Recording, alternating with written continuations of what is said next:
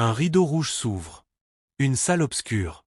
Au centre, un homme au visage vif, au regard malicieux, qui bondit, gesticule, crie, et fait éclater de rire des millions de spectateurs. Cet homme, c'est Louis de Funès. Mais pour comprendre son génie, il faut remonter bien avant les projecteurs. Paris, 1914. Dans une petite maternité de Courbevoie, un cri d'enfant retentit. Louis-Germain David de Funès vient de naître. Ses parents, Carlos et Léonore, ont tout quitté en Espagne pour l'amour. Lui, avocat issu de la noblesse basque. Elle, belle andalouse au tempérament volcanique. Ils pensaient trouver en France une nouvelle vie. Ils ne trouveront que désillusions. Plan serré, un chapeau et une paire de chaussures abandonnés au bord d'un canal parisien. Un mot froissé. Des larmes silencieuses. Carlos a disparu. Parti en Amérique du Sud pour refaire fortune, il ne reviendra jamais. Là-bas, la tuberculose l'emporte. Louis n'a que quelques années. Il grandira sans père. Sa mère, désormais seule, lutte comme une lionne. Elle crie, tempête, quémande du crédit dans les épiceries. Ses colères emplissent les rues de Courbevoie, embarrassant son fils, qui détourne les yeux. Pourtant, ces scènes resteront gravées en lui. Elles nourriront ses personnages, ces explosions de rage burlesque qui feront rire le monde entier. Plan, une salle de classe du lycée Condorcet. Louis, petit, maigre, rêveur, dessine sur ses cahiers. Les professeurs secouent la tête. Élève moyen. Le verdict tombe.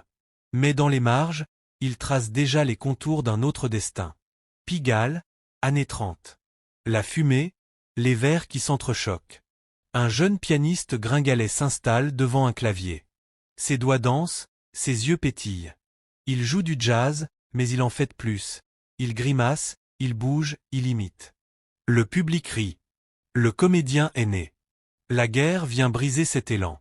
Mobilisé, puis réformé pour tuberculose suspectée, il échappe au combat. Mais son frère Charles tombe, fauché par une balle allemande. Louis serre les poings. La douleur est immense. Mais dans les ténèbres, il garde une arme, son rire. Dernier plan, un homme minuscule face à un piano immense. Il bondit dessus, s'assoit, et fait éclater de rire une salle entière. Le destin a choisi. Le rire sera son arme, son héritage, son salut. Paris, 1942. Les rues sont grises, marquées par l'occupation. Dans un petit appartement, un homme de 28 ans s'assoit devant un miroir. Il répète les répliques de Molière. Ses gestes sont vifs, ses mimiques déjà incroyables. Cet homme, c'est Louis de Funès. Ce soir-là, il réussira son entrée au cours Simon. Dans ce monde de théâtre, il se sent étranger.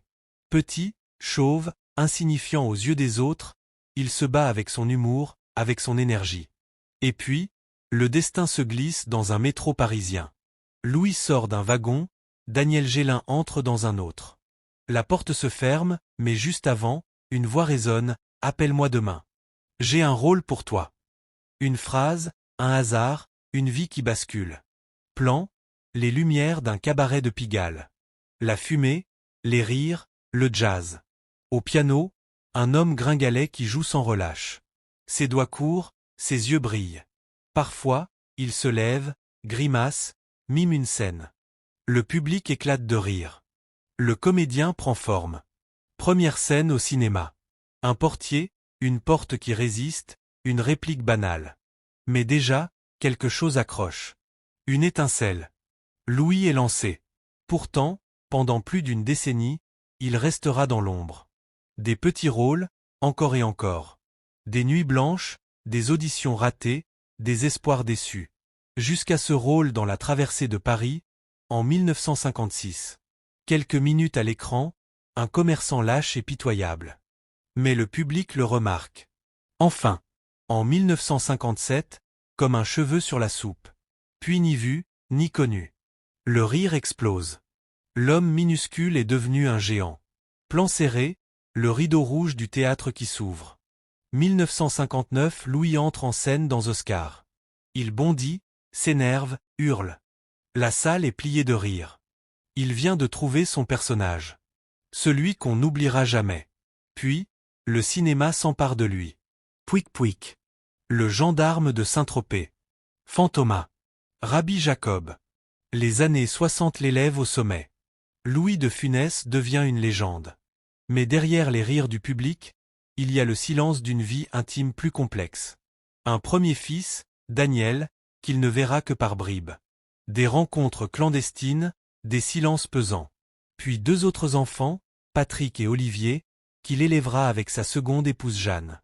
Eux garderont l'image d'un père autoritaire mais présent. Dernier plan, Louis, seul dans son château de Clermont. Le rideau tombe. Le génie comique, l'homme colérique, le père imparfait. Le rire reste, mais l'homme, lui, demeure insaisissable. Un Paris gris, étouffé par l'occupation. Dans une petite chambre mansardée, un homme frêle, nerveux, pianote sur un vieux clavier. Ses doigts courent sur les touches, mais ses yeux, eux, regardent ailleurs. Il rêve. Rêve d'une scène, d'un théâtre, d'un public. Cet homme, c'est Louis de Funès. À 28 ans, il ose l'impossible, entrer au cours Simon. La caméra s'approche de son visage crispé, son regard inquiet. Sur scène, il déclame Molière, maladroit, mais incandescent. Dans le silence qui suit, une étincelle naît. Il n'a pas seulement joué. Il a existé. Cut. Un métro parisien, bondé. Les portes se ferment. Un visage apparaît, Daniel Gélin. Il crie, à travers le fracas du train. Appelle-moi demain, j'ai un rôle pour toi. Le wagon s'éloigne. Et dans le regard de Louis, une promesse. Celle que sa vie ne sera plus jamais la même. Les années suivantes défilent comme une succession de petites scènes. Louis, pianiste de jazz la nuit, comédien de l'ombre le jour. Des bars enfumés, des rires qui s'éteignent au petit matin, et cette fatigue qui ronge, mais n'éteint jamais la flamme. Puis, le premier plan au cinéma. La tentation de Barbizon. Il apparaît, portier anonyme, mais soudain, un sourire, un geste, un mot. Et le spectateur le remarque. Comme un flash discret, mais inoubliable. Les années s'enchaînent, implacables. Louis court de casting en casting, ses poches vides, ses rêves intacts. On le voit traverser les plateaux de Sacha Guitry, côtoyer de loin les stars, tout en restant invisible. Invisible, jusqu'à la traversée de Paris. Une scène courte, un personnage lâche, mais drôle. Le public éclate de rire. La caméra s'attarde sur son visage, enfin, il existe. Les lumières s'éclairent davantage en 1959. Sur scène, dans Oscar, il explose. Sa gestuelle, ses colères, son énergie volcanique font hurler de rire la salle. Le rideau tombe, mais pour Louis, le rideau de l'oubli, lui, vient de se lever. Montage. Les gendarmes qui s'agitent sous le soleil de Saint-Tropez. Fantomas, insaisissable, face à un commissaire débordé. Bourvil et lui, complices dans la grande vadrouille, faisant rire une nation entière. La musique s'emballe. Le public acclame. Louis est une star. Mais derrière la lumière des projecteurs, la caméra se fait plus intime. Un homme, seul, dans son jardin. Un père autoritaire mais attentif, un mari exigeant mais aimant. Jeanne, sa complice, son ombre bienveillante, négocie ses cachets, choisit ses rôles, le soutient dans ses excès. Pourtant, l'homme n'est pas celui que le public imagine. Économe, méfiant, parfois dur, il préfère le silence de ses rosiers aux fêtes des plateaux. Puis, la pellicule s'assombrit. Gros plan sur ses mains tremblantes. Le cœur lâche. Crise cardiaque. Les sirènes hurlent dans la nuit de mars 1975. À l'hôpital, il survit. Mais le médecin est formel. Monsieur de Funès, vous devez ralentir. Plan serré sur son visage. Un sourire amer.